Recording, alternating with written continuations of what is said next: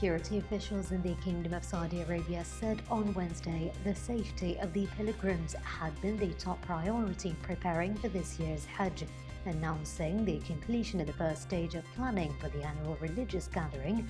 The commander of the forces responsible for security at the Grand Mosque in the holy city of Mecca stressed that protecting worshippers was paramount. Major General Mohammed Al-Ahmadi pointed out that new arrangements had been put in place to control pilgrims' entry and exit to the Grand Mosque to ensure social distancing and effective precautionary measures against COVID-19. Global COVID-19 infections surged past 15 million on Wednesday, according to Reuters tally, with the pandemic gathering pace even as countries remain divided in their response to the crisis. United States has the highest number of cases in the world, with 3.91 million infections. The top 5 countries with the most cases are Brazil, India, Russia and South Africa. But the Reuters tally shows that disease is accelerating the fastest in the Americas, which account for more than half of the world's infections and half of its deaths. A Chinese-made vaccine against the new coronavirus entered the final stage of testing Wednesday in Brazil, where volunteers received the first doses of what officials hope will be a game-changer in the global pandemic.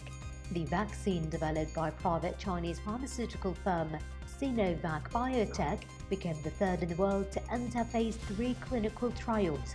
Around 9,000 health workers across 6 Brazilian states will receive the vaccine, known as CoronaVac, in 2 doses over the next 3 months under the study.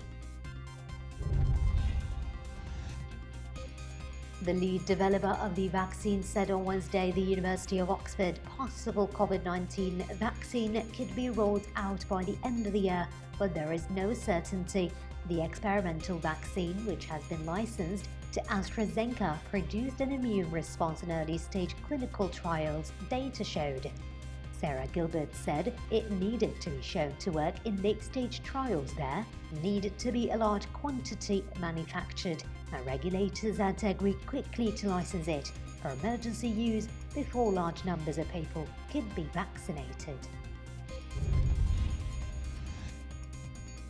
Australia reported a record 501 new COVID-19 infections Wednesday, nearly 4 months after the pandemic supposedly peaked in the country.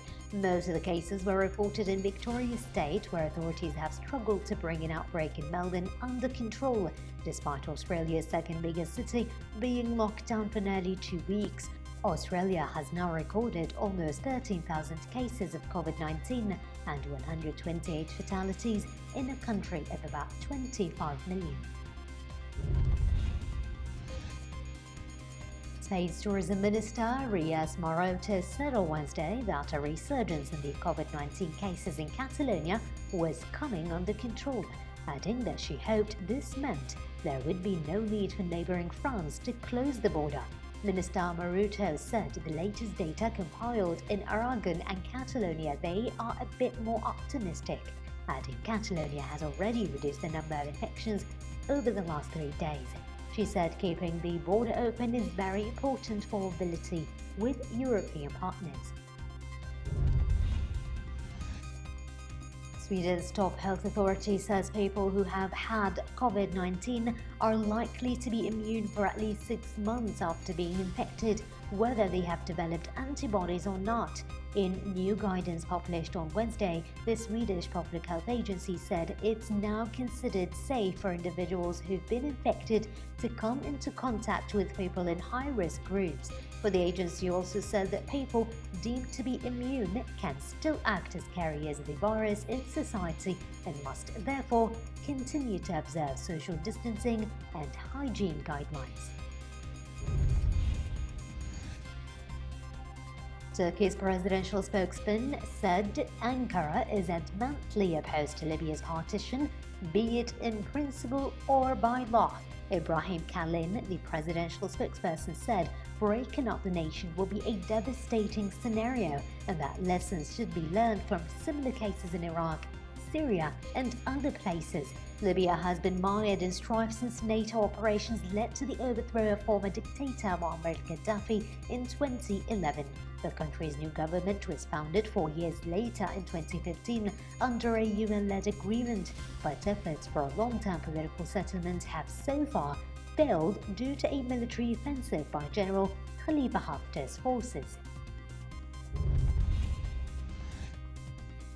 US President Donald Trump, in a shift in rhetoric, has encouraged Americans to wear a mask if they cannot maintain social distance from people around them in an effort to curb the spread of the coronavirus. President Trump, who downplayed the virus in its early stages and has been focused on reopening the economy in recent months, despite an increase in cases, has been reluctant to wear a mask himself in public. Mask wearing has become a partisan issue, with some President Trump supporters saying being required to wear one infringes on their liberties. A spokesman for her National League for Democracy, or the NLD party, says Myanmar's leader Aung San Suu Kyi will be a candidate in this November's general election. The NLD spokesman announced after a meeting of the party's Central Executive Committee that Suu Kyi and President Win Myint will run in the November 8th polls.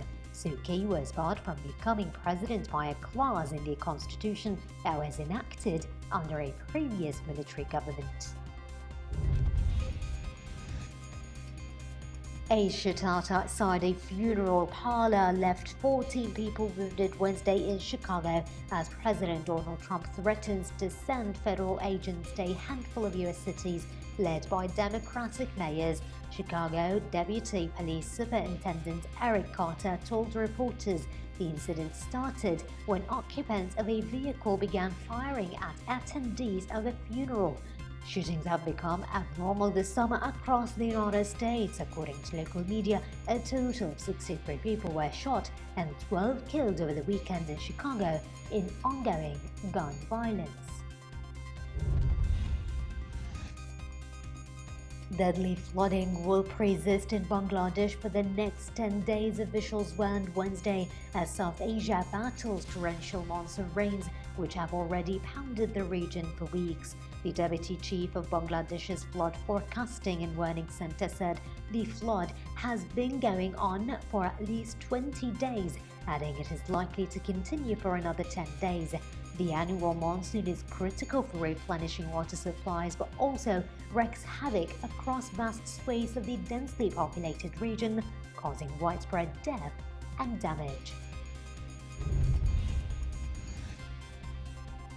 Hong Kong's Cathay Pacific Airways Limited said on Wednesday it had reached an agreement with Airbus SE to delay the delivery of A350s and A321neos and was in advanced talks with Boeing Company about deferring its 777-9 orders. The airline said the A350s due to arrive in 2020 and 2021 were now scheduled for 2020 through 2023. It did not provide further details of the number expected each year. It said for its $1.51 billion rights issue lodged with the Hong Kong Stock Exchange, this deferral of deliveries is expected to produce cash savings to the Cathay Pacific Group in the short to medium term. According to officials, the Environmental Protection Agency, or the EPA, is set to announce on Wednesday the first proposed U.S. emission standards for commercial aircraft. The EPA proposed regulation would align the United States with the Civil Aviation Organization standards, officials said, and would apply to new type designs as of January 2020 and to in-production airplanes or those with amended type certificates starting in 2028. They would not apply to airplanes currently in use.